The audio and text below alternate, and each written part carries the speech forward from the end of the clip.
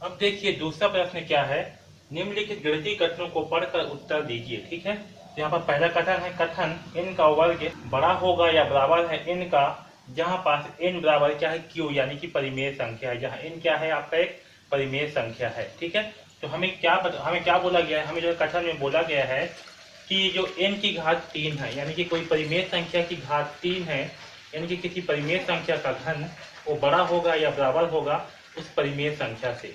ठीक है, तो देखिए हमें जो है इस कथन से संबंधित नीचे में कुछ प्रश्न दिए गए हैं। तो पहला प्रश्न है, इस कथन को शब्दों में लिखिए। ओके, तो चलिए इस कथन को जो है अब हम शब्दों में लिखते हैं।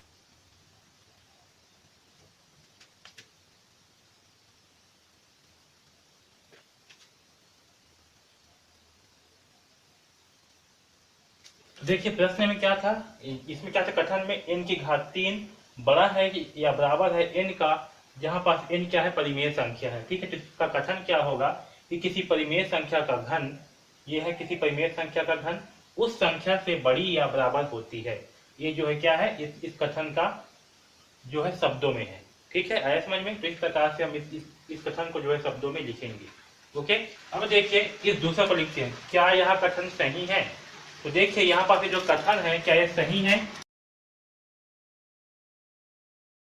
तो हमें जो है पता लगाना है कि क्या ये कथन जो है सही है या नहीं है। ठीक है, तो हम क्या करते हैं, n बराबर 1/3 रख करके देखते हैं, क्या रख करके 1/3। तो देखिए यहाँ पास n बराबर 1/3 रखने पर क्या होगा, n का मान क्या है 1/3, तो होगा 1/3 का घन ये बड़ा होना चाहिए, बराबर होना चाहिए किसका, n से, यानी कि 1/3 से।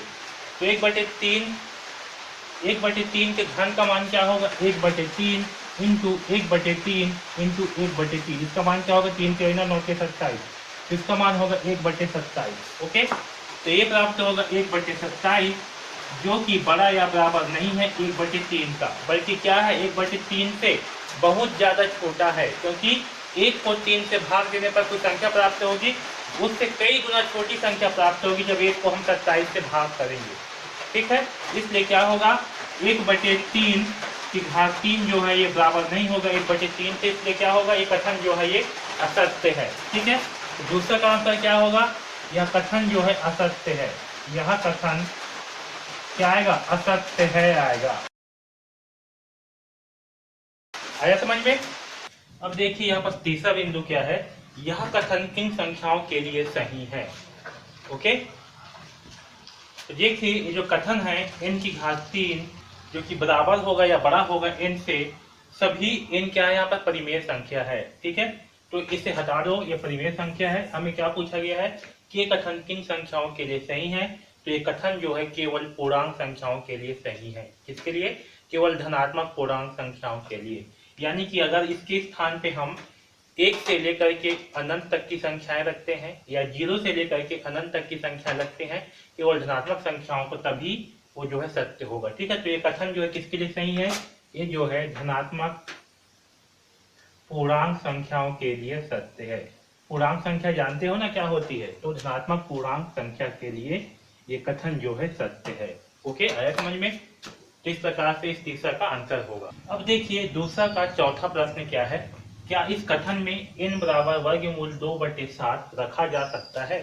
ठीक है, तो ये जो कथन है आपका, इसमें क्या हम n का मान वर्गमूल 2/7 रख सकते हैं। तो देखिए रख करके, तो चलिए रख के देखते हैं। वर्गमूल n का मान क्या रखना है, वर्गमूल 2/7। यहाँ पास क्या है, n की घात 3 बड़ा है या बराबर है n। ओके, तो देखिए n की घात यहाँ क्या है वर्गमूल 2/7, इसकी घात रखेंगे 3। ठीक है, तो हमें क्या प्राप्त होगा, देखिए ये रखने पर हमें क्या मिलेगा, वर्गमूल 2 की घात क्या है 3 है। ठीक है, सॉरी वर्गमूल 2 की घात 3/7 की घात 3, इसका मतलब क्या होगा, इसका मतलब है वर्गमूल 2 इंटू वर्गमूल 2 इंटू वर्गमूल 2, ये कितना बार होगा, जो है 3 बार होगा। और यहाँ पास 7 इंटू 7 होगा 3 बार। तो देखिए 30 होता है 49, और 49 इंटू 7 का मान क्या होगा, तो देखिए 7 या 63, 3 हाथी आएगा 6, 7 चौके 28 और 6 होगा 36। ओके, तो कितना आएगा 363। तो यहाँ पर देखिए हमें क्या प्राप्त होगा, ये दो दो क्या हो जाएंगे, जब दो वर्गमूल वाले संख्या मिलते हैं तो क्या होते हैं, वो एक पूर्ण संख्या बन जाती है। तो ये होगा 2/2/663। ठीक है, और ये क्या होगा, ये 2/2/363, सॉरी यहाँ 6 लिख दिया हूँ, 363। ये जो है बराबर क्या होना चाहिए, n यानी कि वर्गमूल 2/7, और ये जो है क्या है, वर्गमूल 2/7 से बड़ा या बराबर नहीं है, बल्कि इससे बहुत ज्यादा छोटा है। क्या है, वर्गमूल 2/7 से बहुत ज्यादा छोटा है ये जो है, इसलिए n के स्थान पर क्या वर्गमूल 2/7 नहीं रखा जा सकता। ठीक है, इसलिए n बराबर वर्गमूल 2/7 नहीं रखा जा सकता। ठीक है, नहीं रखा जा सकता। क्यों नहीं रख सकते, क्योंकि इसका मान क्या है, इस वर्गमूल 2/7 से बहुत ज्यादा छोटा है, इसलिए n का मान जो है वर्गमूल 2/7 नहीं रख सकते। ठीक है समझ में। अब चलिए इस पांचवा कथन को हल करते हैं, इसे मिटा दे रहा हूं। तो देखिए पांचवा क्या है, p की घात 3 बड़ा है या बराबर है p का, यहाँ पास p क्या है, एक इंटीजर नंबर है। क्या सही है, कार में लिखना है। तो देखिए p की घात 3 बड़ा है या बराबर होगा p का, यहाँ p क्या है, p जो है एक इंटीजर नंबर है। ओके, तो देखिए अगर हम p बराबर जो है -1 रखते हैं तो हमें क्या प्राप्त होगा, -p की घात 3 बड़ा है बराबर है माइनस। अब देखिए इस पांचवा कथन को, यहाँ क्या है, p की घात 3 बड़ा है या बराबर है p का, जहाँ p जो है इंटीजर नंबर है। ठीक है, तो ये सही है या गलत है जो है हमें बताना है। तो देखिए ये जो p की घात 3 बड़ा है या बराबर है p का, तो अगर हम p के स्थान पे जो है ऋणात्मक संख्या रखते हैं, क्या रखते हैं, ऋणात्मक नंबर रखेंगे, जैसे कि -2 रख दिए, तो -2 की घात 3 यहाँ क्या होगा, बड़ा होगा बराबर होगा -2 के।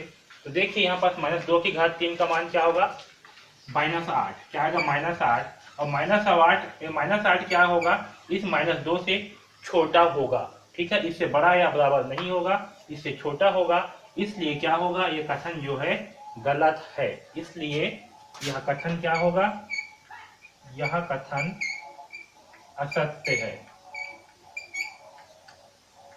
समझ में, क्योंकि ऋणात्मक संख्या के लिए ये जो कथन है क्या हो जाएगा आपका गलत हो जाएगा। और इंटीजर नंबर मतलब क्या होती है, जो ऋणात्मक संख्याएं हैं, जीरो और धनात्मक संख्याएं हैं, उसे हम क्या कहते हैं, इंटीजर नंबर। इसलिए क्या होगा, ये गलत होगा। आया समझ में। तो इस प्रकार से हम इस सारे प्रश्नों को हल करेंगे। ओके, अब देखिए दूसरा का इस बा को हल करते हैं। तो दूसरा का बा में क्या दिया है, देखिए निम्नलिखित गणितीय कथनों को पढ़कर उन पर आधारित उत्तर दें। ओके, देखिए यहाँ पर क्या है, x का वर्ग बराबर 1 इम्प्लाइज 2 या फिर इंगित करता है x बराबर 1। ठीक है, यानी कि x का वर्ग बराबर भी 1 है और x बराबर भी क्या है, 1 है। ठीक है, तो देखिए अब इससे संबंधित नीचे कुछ प्रश्न है, उसे हल करते हैं। तो पहला प्रश्न है, इस कथन को यदि तो के रूप में लिखिए। ओके, हमें क्या करना है, इस कथन को यदि और तो के रूप में लिखना है। तो देखिए हम कैसे लिखेंगे, तो देखिए यदि किसी संख्या के वर्ग 1 है, क्या लिखेंगे, यदि किसी संख्या का वर्ग 1 है, अब यहाँ पर तो का उपयोग करेंगे, तो वह संख्या का मान 1 होगा। ठीक है, इस प्रकार से हम इस पहला प्रश्न को हल करेंगे। ठीक है, इसे क्या लिखेंगे, यदि किसी संख्या का वर्ग 1 है तो वह संख्या का मान 1 होगा। ओके, अब देखिए दूसरा प्रश्न है, क्या यह कथन सही है। ठीक है, ये जो कथन है, क्या यह कथन सही है। तो देखिए अब दूसरा का आंसर जो है लिख रहा हूँ यहाँ पास। तो यहाँ पास हमें क्या दिया है, x का मान 1 दिया हुआ है, और यहाँ पास क्या है, x का वर्ग बराबर 1। तो क्या यह कथन सही है। तो ध्यान दो, ये कथन जो है गलत है। क्यों गलत है, क्योंकि x का मान -1 भी हो सकता है। ठीक है, तो यह लिखना पड़ेगा, क्योंकि x बराबर -1 भी हो सकता है, -1 भी हो सकता है, इसलिए यह कथन असत्य है।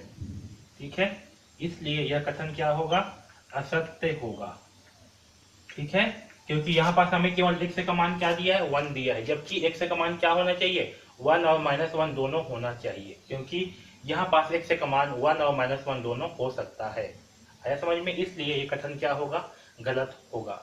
अब देखिए तीसरा, यदि x डज नॉट इम्प्लाइज 2, यानी कि x जो है अवयव ना हो किसका, n यानी कि प्राकृतिक संख्या का, तो क्या यह कथन सही है। तो देखिए यहाँ पास क्या बोला जा रहा है कि जो x है, ठीक है, ये जो आपका ये कथन दिया हुआ है x बराबर 1 और x बराबर 1, ठीक है। इसमें अगर x का मान जो है प्राकृतिक संख्या ना हो, क्या बोला जा रहा है कि x का मान प्राकृतिक संख्या ना हो, ठीक है, प्राकृतिक संख्या ना हो, तो क्या इसके लिए ये कथन जो है सही है?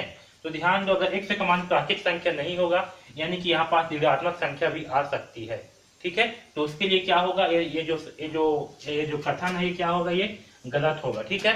यह कथन जो है केवल, यह कथन केवल x बिलोंग्स टू n, यानी कि यह कथन जो है केवल उन संख्याओं के लिए सत्य है जो केवल प्राकृतिक संख्या है, ठीक है। x का मान जो है अगर प्राकृतिक संख्या होगा तो उसके लिए यह कथन जो है सत्य है,